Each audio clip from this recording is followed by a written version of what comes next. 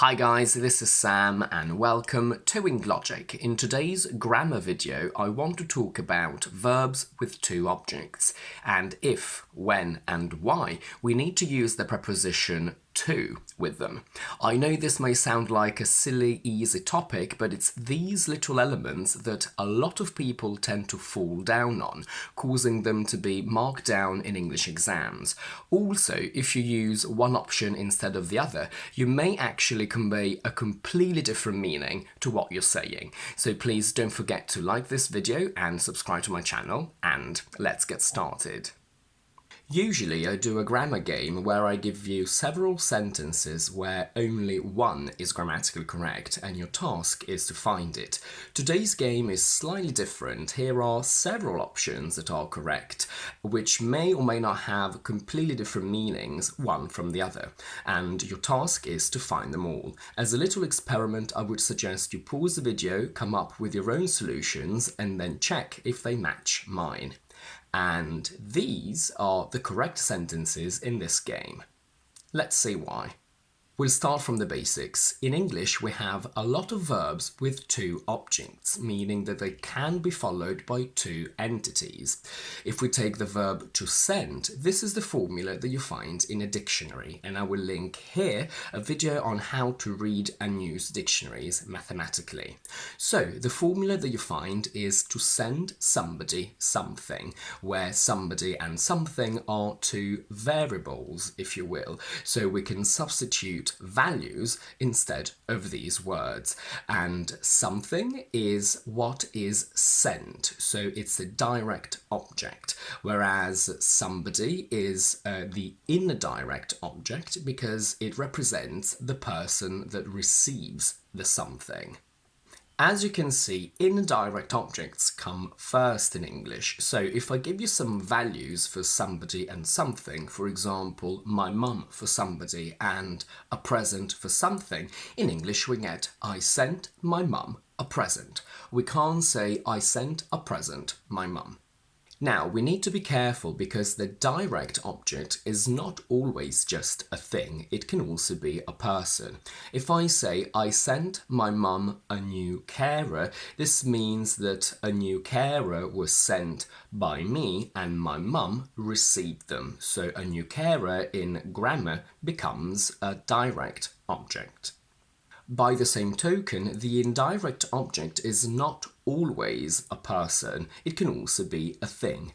I gave my house a makeover. Give, sing, buy, tell, bring are just some examples of the many verbs that behave like this in English. We've said that indirect objects come first, send somebody something, but there is an option to bring the direct object forward. But in order to do that, we must add the prepositions to or for, depending on the verb. So send somebody something also becomes send something to somebody. I sent my mum a present is the same as I sent a present to my mum. The same happens with bring. But for example, if you use the word buy, you can't say I bought a present to my mum. You must say I bought a present for my mum. Unfortunately, there are no strict rules as to which preposition to use, so I suggest you always double check with the dictionary. Indirect objects can also be pronouns, and when that happens, we have I sent her a present instead of I sent my mum. And we can also get I sent a present to her. However, the formula I sent her a present is by far the more common and used of the two options. We would say I sent a present to her, usually to create opposition. So in the sentence, I sent a present to her and money to him. Here you really want to stress the difference in who received what. When the direct object is a pronoun, we can only use the formula send something to someone. I sent it to my mum. I sent some to my mum.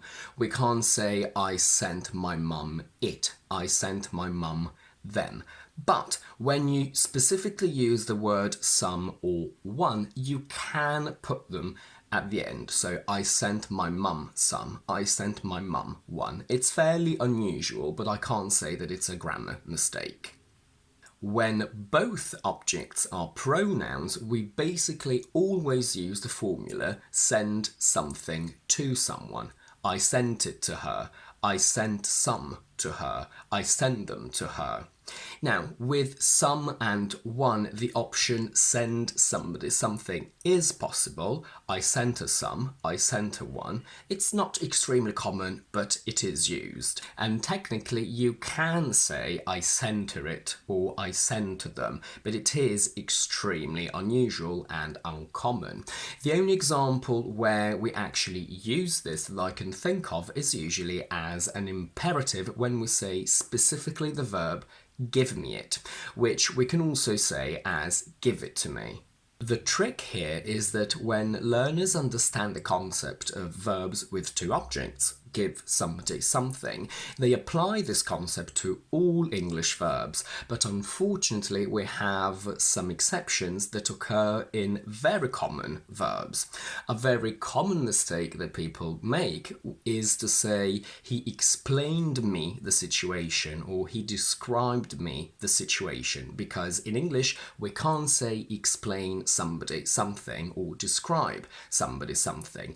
The only possible and correct option is explain or describe something to someone. There is no way around it. That's the only formula that we can follow. So we can only say he explained or described the situation to me. He explained, described it to me. When the direct object is a noun, the situation, or a noun phrase, the difficult situation, we follow the rule, explain something to someone. But when the something is an indirect question, we actually follow the formula, explain to someone something. So we can't say he explained how to install the app without the computer crashing to me. We say he explained to me how to start the app without the computer crashing, because if we kept to me at the very end, it would be too far away from the verb explain, and sometimes we might get confused as to who did what to who. Let's analyse the other sentences of the game. I'm replying this email and he hasn't replied me yet are incorrect, because in English we simply can't say to reply somebody or something. We must use to reply to someone or something. So I'm replying to this email, he hasn't replied to me yet, and I've replied to my friend. And you can also omit the object altogether. He hasn't replied yet. I answered him and I answered to him are both correct, but they have very different meanings. To answer somebody or something means to give a reply. Please answer my question. Please answer my colleague, which we can also substitute for pronouns. But to answer to somebody means to take orders from this person, to obey them, and they are the person that you have to explain your actions to because they're your superior. So I answer to my manager means that I take orders from my manager, I obey them, and then I have to explain my actions to them. We need to be very careful with the verb ask, because in English we simply can't say ask to somebody or ask something to someone. So I asked a question to her is incorrect. The only options that we have are ask somebody something. I asked her a question, or to ask somebody. He asked his mum, or to ask something. He asked a question. Be very careful with this, because a lot of people make this mistake, and in English exams the examiners will simply just be waiting for you to make it because they know that it's a very common thing to do, so make sure you pay attention to it. We say to write somebody something. He wrote me a letter. But when we don't have the direct object, in British English we say to write to someone. He wrote to me. However, in American English they also use the formula to write somebody, so he wrote me. The same thing happens with sing. He sang me a song and he sang to me. Play behaves exactly the same. He played me a song. But when we don't have the object, we need to say to play to someone. Technically, but in spoken English we also use for as the preposition. However, this is a very unusual sentence to say anyway. So we would say they played to us or for us.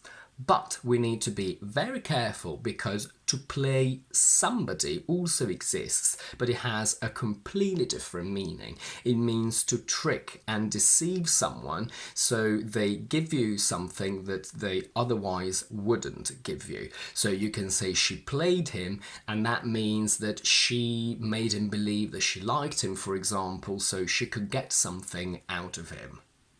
And that's it for today. If you like this video, please don't forget to give it a thumbs up and to subscribe to my channel down below. And do let me know in the comments if you've ever thought about these little differences in prepositions and if your language does the same. In the meantime, I will see you on Thursday and Monday with my quick vocabulary videos and on Tuesday with my next explanation one.